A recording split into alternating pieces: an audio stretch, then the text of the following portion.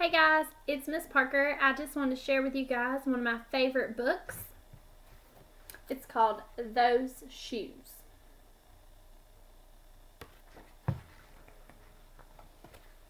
I've dreamed about those shoes. Black high tops with 2 white stripes.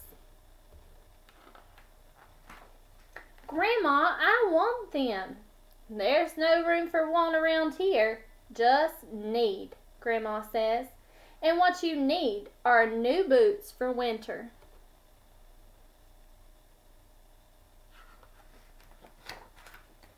Brandon T comes to school in those shoes. He says he's the fastest runner now, not me. I was always the fastest before those shoes came along. Nate comes to school in those shoes. Antonio and I, we count how many times Nate goes to the bathroom. 7 times in one day. Just so he can walk up and down the hall real slow. Next, Alan, Jacob D, and Terrence get a pair. Look, everybody in line has on those tennis shoes except for him. Sam.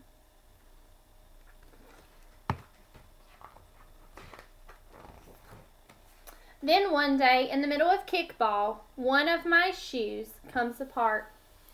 Looks like you could use a new pair, Jeremy, Mr. Alfredy, the guidance counselor, says. He brings out a box of shoes and other stuff he has for kids who need things. He helps me find the only shoes that are my size. Velcro. Like the ones my little cousin Marshall wears. They have an animal on them. From some cartoon I don't think any kid has ever watched.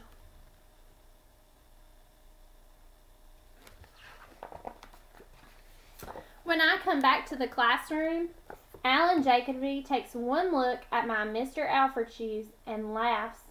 And so does Terrence, Brandon T, and everyone else.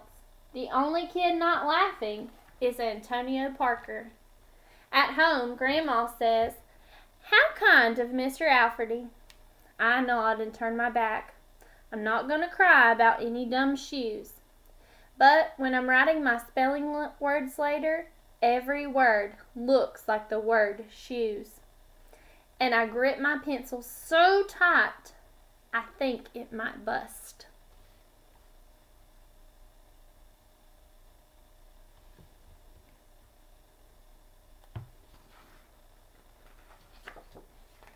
On Saturday, Grandma says, "Let's check out those shoes you've been wanting so much. I got a little bit of money set aside.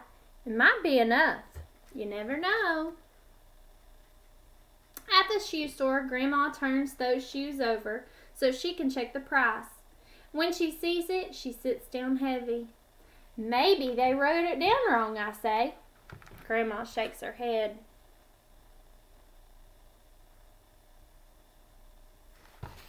What do you think that means? She sat down heavy. Then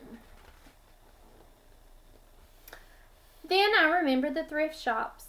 What if there's a rich kid who outgrew his or her shoes they got for Christmas? Maybe they got 2 pair and had to give one of them away. We ride the bus to the first thrift shop. Black cowboy boots, pink slippers, sandals, high heels, every kind of shoe except the ones I want. We ride the bus to the second thrift shop. Not a pair of shoes in sight. And round the corner to the third thrift shop. I see something in the window. Black shoes with 2 white stripes. High tops. Perfect shape. $2.50. Those shoes! My heart is pounding hard as I take off my shoes and hitch up my baggy socks. "How exciting," Grandma says. "What size are they?" I shove my foot into the first shoe, curling my toe to get my heel in. "I don't know, but they fit." What do you think that word hitch means? He hitched up his baggy socks. Is there another word we could put in that place? Maybe pulled up his baggy socks. Grandma kneels on the floor and feels for my toe at the end of the shoe. "Oh, Jeremy," she says, "I can't spend good money on shoes that don't fit." Uh-oh. I pull on the other shoe and try to walk around. "They're okay," I say, holding my breath and praying that my shoe toes don't fall right off the end. But my toes don't fall off.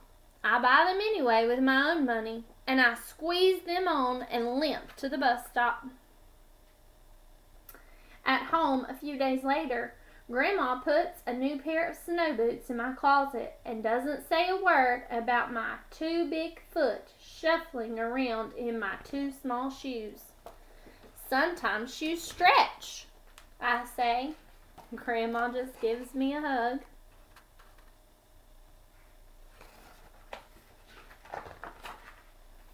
I check every day, but those shoes don't stretch. I have to wear my Mr. Alfredy's to school instead. One day during math, I glance at Antonio's shoes. One of them is taped up, and his feet look smaller than mine. After school, I head to the park to think. Antonio is there, the only kid who didn't laugh at my Mr. Alfredy shoes. We shoot baskets. A loose piece of tape on Antonio's shoe smacks the concrete every time he jumps. I think, I'm not going to do it. We leap off the swings. I'm not going to do it. We race from one end of the playground to the other. I'm not going to do it, I say. "Do what?" Antonio says, breathing hard. Grandma calls for supper and invites Antonio over too. After supper, he spies my shoes. "How come you don't wear them?" Antonio asks. I shrug. My hands are sweaty. I can feel him wishing for those shoes to be his. That night, I am awake for a long time thinking about Antonio.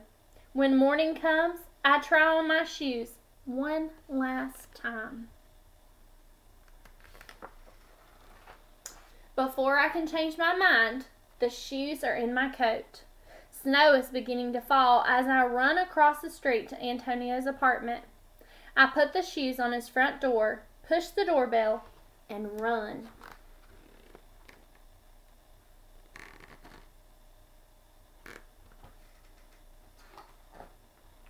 At school, Antonio is smiling big in his brand new shoes. I feel happy when I look at his face, and mad when I look at my Mr. Alfredy shoes. But later, when it's time for recess, something happens. Everywhere there is snow. "Leave your shoes in the hall and change into your boots," the teacher announces.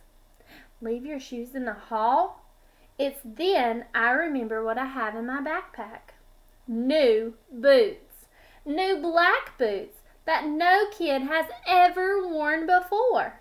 Standing in line to go to recess, Antonio leans forward and says, "Thanks." I smile and give him a nudge. Let's race.